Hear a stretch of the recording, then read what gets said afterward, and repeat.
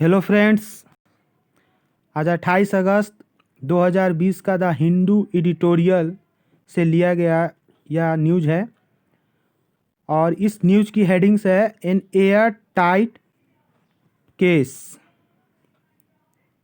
N airtight case. Airtight का मतलब होता है तंग करना, परेशान करना। इसका मतलब हुआ कि यह एक तंग किया, मतलब परेशान करने वाली केस थी। इसी के बारे में बताया जा रहा है। नाक में दम कर दिया था। Further clarity emerges on the James and Pakistan. ये घटना दरअसल पुलवामा अटैक की है, जैसा आप लोगों को पता ही है। 14 फरवरी 2019 को घटा था, उसी पर आधारित यह आर्टिकल्स है। तो बताया जा रहा है कि फर्दर क्लैरिटी यानी बहुत सी बातें अभी भी निकल कर आने वाली है। किस पर? ऑन द जेम्स यानी जैसे मोहम्मद और पाकिस्तान की भूमिका। पुलवामा अटैक में पाकिस्तान की जो भूमिका थी और जैसे मोहम्मद की जो भूमिका थी, उसके बारे में भी बहुत सारी बातें निकल कर आने वाली है। आगे पढ़ते हैं। A year and A half, तकरीबन 1.5 साल बाद, आफ्टर द डास्टार्डली टेरर अटैक। डास्टार्डली का मतलब होता है डरपोक, कायराना। तो तकरीबन 1.5 साल बाद यह टेरर अटैक का on a central reserve police force convoy in Pulwama. Pulwama में, जैसा कि आप लोगों को पता ही है कि पुलवामा में सीआरपीएफ के जवानों पर उसके गाड़ी पर जब वो कारवा जा रही थी सीआरपीएफ के, तो उस पर अटैक किया गया था। दैट किल्ड 40 पर्सोनेल, जिसमें 40 लोगों की हत्या हो गई थी, सैनिकों की हत्या हो गई थी। The national investigation agency, national investigation agency जिसको हम लोग शॉर्ट में एनआईए भी कहते हैं, हैज फाइल्ड, उसने फाइल्ड किया है क्या? ए चार्जशीट फाइल किया है एनआईए ने। अगेंस्ट किसके विरोध में? 19 पीपल, 19 लोगों के विरोध में, इंक्लूडिंग मौलाना मसूद अजहर। और उसमें मौलाना मसूद अजहर का भी नाम सम्मिलित है। तो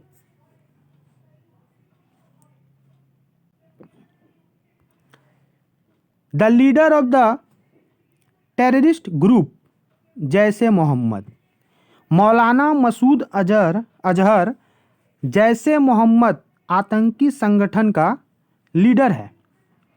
फॉर प्लानिंग द अटैक, जिसने यह सभी घटना का यानी दुर्घटना जो घटी पुलवामा में, उसका वो प्लानिंग भी किया था। आगे पढ़ते हैं।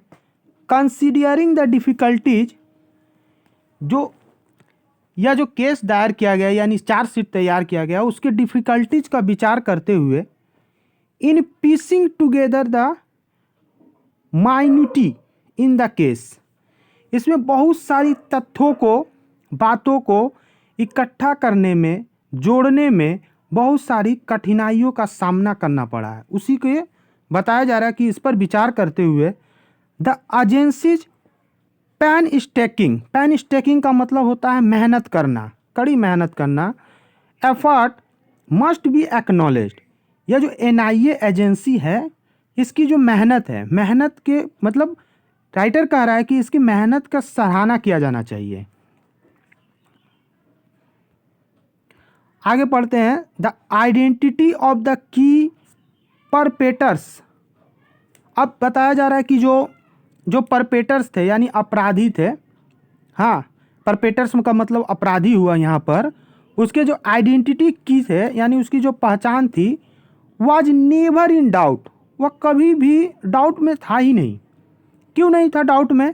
क्योंकि आफ्टर द जेम यानी जैसे मोहम्मद क्लेम्ड रेस्पॉन्सिबिलिटी, उसने यह दावा किया, पुलवामा अटैक का दायित्व लिया, तुरंत, इमीडिएटली, तुरंत लिया। आफ्टर द अटैक इन फरवरी 2019, फरवरी 2019 में ये जो पुलवामा अटैक हुआ उसके तुरंत ठीक बाद जैसे मोहम्मद ने इस पूरी घटना का जिम्मे अपने ऊपर लिया। इसीलिए राइटर यहाँ पर ये मेंशन भी कर रहे हैं कि the identity of the key perpetrators was never in doubt, कि कभी वो डाउट में था ही नहीं, क्योंकि सभी जानते थे कि उसी ने करवाया। अच्छा, द चार्ज शीट डिटेल्स, अब जो चार्ज शीट दायर किया गया उन लोगों के 19 लोगों के विरोध में, वो क्या बतलाता है, आगे पढ़ते हैं। The role of the JeM's handlers, यानी जैसे मोहम्मद का जो हैंडल करने वाला था, यानी जैसे मोहम्मद के सरगना जिसको बोला जाता है, चलाने वाला, कंडक्ट करने वाला, एंड इट्स लोकल एसोसिएट्स इन कश्मीर। और ऐसा भी कहा गया कि कश्मीर के कुछ निवासी भी इस घटना में शामिल थे। तो ये सभी चार्जशीट से पता चला। And how the attack was in the works, और किस तरह से इस अटैक को किया गया, was in the works since 2016। और ये अटैक्स की जो पूरी आप बोल सकते हैं चलचित्र या उसकी प्लानिंग को 2016 से तैयार किया जा रहा था। तो ये चार्जशीट में सभी बातें ये डिटेल्स में लिखी हुई है कि किस तरह से जैसे मोहम्मद का हाथ था, लोकल एसोसिएट्स इन कश्मीर भी, माने कश्मीर के लोगों का भी हाथ था, और यह पूरी घटना 2016 से प्लानिंग की जा रही थी। The JeM's role was in reconnaissance का मतलब होता है ना सैनिक परीक्षण, जिसको हम लोग ट्रेनिंग भी बोलते हैं। हाँ, तो रिकॉन्सेंस था। तो जैसे मोहम्मद का इसमें सबसे बड़ा रोल था क्या, सैनिक परीक्षण करना, यानी अपने लोगों को ट्रेनिंग देना, ठीक है। और क्या होता है, इंडोक्ट्रिनेशन का मतलब होता है भावनाओं, उसके भावना माने माइंड वॉश करना, बलगराना कि माने तुम्हें अपने कश्मीर के लिए लड़ना चाहिए, इन सभी बातों से उसका माइंड वॉश करना। बट द ग्रुप, वो जो ग्रुप था यानी जैसे मोहम्मद का ग्रुप, कुड नॉट हैव प्रोक्यूर्ड मतलब होता है ना दोस्तों कि किसी चीज़ का माने खरीद ब्यौरा, माने ब्यौरा आप बोल सकते हैं, लिस्ट। हाँ, हैव एंड ट्रांसपोर्टेड, यानी वो जो ग्रुप था किसी चीज़ का ब्यौरा प्राप्त करना या transported the high intensive explosives, जो उस गाड़ी में हाई इंटेंसिटी एक्सप्लोजिव था यानी विस्फोटक था, जिसको हम लोग RDX भी कहते हैं, without the involvement of the Pakistan security establishment. यानी ये पूरी घटना जो बताया जा रहा है कि जैसे मोहम्मद का तो काम था ट्रेनिंग देना, सैनिक परीक्षण करना, हाँ, उसके भावनाओं को के साथ खेलना, लेकिन राइटर यहाँ पर एक और भी बात कहती है कि अगर इसमें पाकिस्तान का इन्वॉल्वमेंट नहीं होता, पाकिस्तान के सिक्योरिटी का इस्टेब्लिशमेंट नहीं होता, तो ये तो ना तो प्रोक्यूट कर पाता किसी चीज़ को, और ना ही वो जो हाई इंटेंसिटी एक्सप्लोजिव था उसको ट्रांसपोर्ट भी नहीं कर पाता। यानी ओवरऑल राइटर ये कहना चाह रहे हैं कि पाकिस्तान का भी इनडायरेक्ट रूप से इस घटना में साथ था। द चार्जशीट्स इन्वेस्टिगेशन, जो चार्जशीट्स बनाया गया उसका investigation based on forensic evidence, वह किस पर आधारित है, फॉरेंसिक एविडेंस पर आधारित है, ठीक है। ये जो चार्जशीट का इन्वेस्टिगेशन किया गया है, अब क्या क्या है आगे उसके बारे में पढ़ते हैं। DNA analysis of the remains of the suicide bomber, यानी जो सुसाइड मैंने बॉम्ब लगाकर, आत्मघाती जो बॉम्ब लगाकर कश्मीर के क्षेत्र में इंटर किए थे, तो उसके मारे जाने के बाद उसके बॉडी के कुछ पार्ट्स बचे हुए थे, तो उसके बॉडी के पार्ट्स का DNA एनालिसिस किया गया। IP एड्रेस ट्रैकिंग किया गया, यानी मोबाइल का एक IP एड्रेस होता है उसका ट्रैकिंग किया गया। Of the video released by the JeM claiming responsibility, मतलब इस घटना के तुरंत ठीक बाद जैसे मोहम्मद ने एक वीडियो बनाकर भारतीय सेना को यह बताया कि ये पुलवामा अटैक मैंने ही करवाया है, तो उस वीडियो का NIA ने आईपी एड्रेस का भी पता लगाया कि ये वीडियो एक्चुअली में बनकर कहाँ से आया है। आगे पढ़ते हैं। और इसके साथ क्या किया एनआईए ने, examination of the battered vehicle. Battered मतलब होता है कि एकदम चकनाचूर हो चुका है, खराब अवस्था में। तो जो आत्मघाती बॉम्बर था, यानी जो आत्मघाती, वो उस गाड़ी में बैठा हुआ था, उसके बॉडी फट जाने से वो गाड़ी का भी हालत बहुत ख़राब हो चुका था। तो उसका भी परीक्षण किया एनआईए ने। दैट कैरिड द एक्सप्लोजिव, जो वही गाड़ी था जो एक्सप्लोजिव को अपने साथ रखे हुए थे, माने उस गाड़ी में ही रखकर उस एक्सप्लोजिव्स को लाया गया था। एंड एमंग अदर्स, और भी चीज़ों का परीक्षण किया गया। यानी एनआईए ने फॉरेंसिक एविडेंस जितने भी सारे हैं ये यहाँ पर बताया गया है। देयरफॉर, इसलिए makes a thorough claim on JeM's, इसलिए एनआईए कहता है कि हम जेम यानी जैसे मोहम्मद और पाकिस्तान दोनों को इस घटना के लिए जिम्मेदार मानते हैं। इन द अटैक, इस अटैक के लिए। ठीक है। The Pulwama attack was followed, इस यह तो पुलवामा अटैक हो चुका, भारत पर पुलवामा अटैक कर दिया गया, लेकिन भारत ने भी इसके बदले में क्या किया, by the bombing of A terror training centre. Terror training centre यानी जैसे मोहम्मद के टेरर ट्रेनिंग सेंटर है बालाकोट में, इन पाकिस्तान में। ठीक है। इंडियन एयरफोर्स के द्वारा उस पर प्रहार किया गया, बॉम्बिंग से प्रहार किया गया टेरर ट्रेनिंग सेंटर पे। And retaliatory air strikes by Pakistan, और पाकिस्तान के द्वारा भी रिटेलिएट किया गया। यानी एक तरफ तो इंडियन एयरफोर्स ने भी तो प्रहार किया, तो दूसरी तरफ उसके जवाब में पाकिस्तान के भी एयरफोर्स ने इंडिया के प्रति अपना विरोध जाहिर किया। अच्छा, दीज हैव रिजल्टेड, और ये सब के परिणाम क्या आए हैं ये पढ़ते हैं।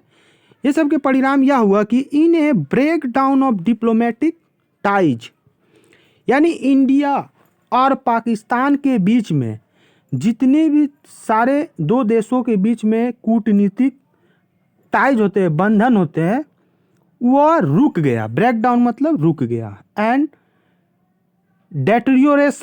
डेटेरियोरेशन का मतलब होता है क्षय हो जाना। Of every aspect of relations, जितने भी पहलू यानी जितने भी एस्पेक्ट रिलेशन थे इंडिया पाकिस्तान का, वो क्षय हो गया between the countries, India Pakistan के बीच में। बट द पुलवामा इन्वेस्टिगेशन, लेकिन जो ये पुलवामा इन्वेस्टिगेशन हुआ, कुड प्रेजेंट एक अपॉर्चुनिटी को, पाकिस्तान के एक अपॉर्चुनिटी के रूप में आया। क्या है opportunity? To initiate meaningful changes in its approach. Pakistan क्या कर सकता है कि ये तो पुलवामा इन्वेस्टिगेशन हुआ, पुलवामा इन्वेस्टिगेशन के बाद पाकिस्तान का एक अपॉर्चुनिटी मिलती है कि वह अपने यहाँ पर टेरर बॉर्डर यानी क्रॉस बॉर्डर टेरर है उसको वह कम कर सकता है और इंडिया पाकिस्तान के बीच में फिर रिलेशन अच्छी तरह से बना सकता है। If Indeed the Imran Khan lead government is keen on reforming it's deep state, अगर इमरान खान की सरकार ऐसा करना चाहती है कि इंडिया और पाकिस्तान के बीच में अच्छे रिलेशन हो जाए, और अगर ऐसी वो चाहत रखती है, स्ट्रॉन्ग डिजायर्स है, तो यह पाकिस्तान के लिए एक अच्छा अपॉर्चुनिटी होगा। फॉर द इंडियन गवर्नमेंट, अब इंडियन गवर्नमेंट की बात करते हैं। The chargesheet presents A case, chargesheet तो बनाया गया इंडियन गवर्नमेंट के द्वारा यानी एनआईए के द्वारा, not just for detailing the role of Pakistan. ये जो चार्जशीट बनाया गया ये सिर्फ ये नहीं बताता है कि पाकिस्तान इस घटना में मिला हुआ था या इस घटना को अंजाम दिया, and it's proxy actors in Kashmir, और ये भी नहीं बताता है कि खाली कि मतलब इस घटना में जो मुख्य किरदार कश्मीर में भी है, यानी कश्मीर के लोगों का भी इस घटना में हाथ है, बल्कि टू रीवैल्यूएट इट्स स्ट्रैटेजी, बल्कि इंडिया यह दिखाता है कि इंडिया अपने जो कार्य करने की तरीके हैं अब उसमें वो बदल रहा है, यानी विकास कर रहा है, यानी उसमें परिवर्तन ला रही है। ठीक है। The involvement of a local Kashmiri youth, Kashmiri यूथों का भी मिलना वहाँ पर इन द अटैक, इस अटैक में शामिल था एज ए सुसाइड बॉम्बर। ये जो घटना हुई पुलवामा में, उसमें एक कश्मीरी यूथ ने अपने शरीर पर बॉम्ब लगाए हुए थे, उसको आत्मघाती बॉम्ब बोला जाता है। तो उसमें ये घटना में वो शामिल थे। ईयर्स आफ्टर मिलिटेंसी हैड वेंड का मतलब होता है ना कम हो जाना, इन द वैली। तो कुछ सालों के बाद मिलिटेंसी मतलब आतंकवादी या आतंक वैली में, घाटी में बहुत कम हो गया था। हाँ, was also a warning about the alienation. ये जो इन्वॉल्वमेंट है लोकल कश्मीर यूथ का, ये इन्वॉल्वमेंट क्या बताया जा रहा है, वाज ऑल्सो ए वार्निंग, यह एक वार्निंग था। क्या था? अबाउट द एलिनेशन का था, सेटिंग इनटू द वैली, यानी एक अलगावपन का होना। जैसे हमारे देश में बहुत सारे राज्य हैं, लेकिन कश्मीर ही एक ऐसा राज्य है जो बहुत दिनों से अपने अलग स्टेटस का मांग कर रही है। तो इस एलिनेशन के कारण भी वहाँ पर आए दिन कुछ ना कुछ आतंकवादी घटना होते रहती है। आगे पढ़ते हैं।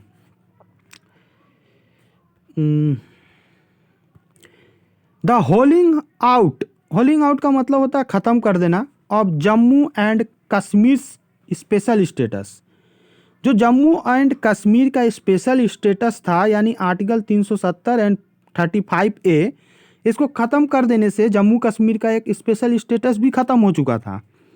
The bifurcation of the state, bifurcation मतलब होता है बांट देना, स्टेट को भी बांट दिया गया। एंड द डिमोशन का मतलब होता है ना कि किसी चीज़ को शुभारंभ कर देना, of J&K as a union territory. और फिर क्या क्या पदोन्नति कर दिया गया, उसे J&K को एक यूनियन टेरिटरी बना दिया गया, यानी एक केंद्र शासित राज्य बना दिया गया। The detention of scores of political leaders, बहुत सारे वहाँ पर पॉलिटिकल लीडर्स को, PDP की वहाँ सरकार है, वहाँ के बहुत सारे लीडर्स को डिटेंस कर दिया, यानी नज़रबंद कर दिया गया। इंक्लूडिंग मेन स्ट्रीम एक्टर्स, यानी वहाँ पर जो राजनीतिक के जो बड़े चेहरे थे, यानी मुख्य किरदार निभाने वाले, जैसे आप वहाँ के CM ही बोल सकते हैं, डिप्टी CM भी बोल सकते हैं, ये सभी लोगों को डिटेंशन कर दिया गया, नज़रबंद कर दिया गया। And the continuing restrictions on access to broadband, और लगातार वहाँ पर ब्रॉडबैंड सेवा, यानी इंटरनेट, मोबाइल का 4G कनेक्शन, यानी हर एक चीज़ों को वहाँ पर लगातार बाधा ही उत्पन्न हो रही थी, बंद किया हुआ था। Internet have depend the alienation, या सभी चीज़ों ने वहाँ के लोगों में एक अलग मानसिकता ला दी, और ये अलगावपन का वहाँ पर भाव और अधिक पनपने लगा।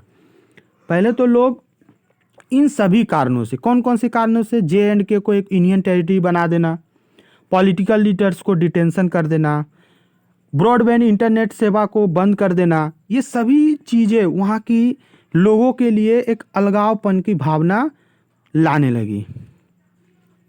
अच्छा, the prevention of terror attacks will Intel, अगर हम टेरर अटैक्स को रोकते हैं तो हमको क्या मिलेगा? इंटेल मतलब मिलना। नॉट ओनली सिक्योरिटी, सिर्फ सिक्योरिटी ही नहीं मिलेगी, सुरक्षा ही नहीं मिलेगी, एंड डिप्लोमेटिक मेजर्स, कि not only security and diplomatic measures, ये दोनों के डिप्लोमेटिक मेजर्स और सिक्योरिटी के अलावा हमें क्या मिलेगी? To isolate and destroy terror outfits, हम क्या कर सकते हैं कि टेरर को अलग भी कर सकते हैं अपने से, और डिस्ट्रॉय भी कर सकते हैं, यानी ख़त्म भी कर सकते हैं। कौन कौन से टेरर है? सच एज द जैम, जैसे मोहम्मद को अगर हम टेरर अटैक्स को प्रिवेंट करते हैं तो ये सभी चीज़ें का फ़ायदा यानी सुरक्षा मिलेगी और क्या मिलेगी, डिप्लोमेटिक यानी दोनों देशों के डिप्लोमेटिक रिश्ते भी बहुत अच्छे होंगे। But also addressing the roots of alienation. और इसके अलावा अगर हम टेरर अटैक्स को रोकते हैं तो इन सब के अलावा हम लोगों को एक और फ़ायदा मिलेगी कि ये एलिनेशन का भाव क्या है, ये एलिनेशन का जड़ क्या है, ये माने अलगावपन की भावना कहाँ से आती है, ये अलगावपन की भाव कौन फैला रही है। That contribute recruits to the cause of terrorism. जो आतंकवाद को बढ़ावा देने में, आतंकवाद को पैदा करने का सबसे बड़ा कारण, योगदान, ये एलिनेशन ही दे रही है। तो यहाँ पर समाप्त हुआ दोस्तों ये आर्टिकल्स। अगर आपको ये आर्टिकल्स अच्छा लगा हो तो कृपया लाइक करें और चैनल को सब्सक्राइब करें। धन्यवाद।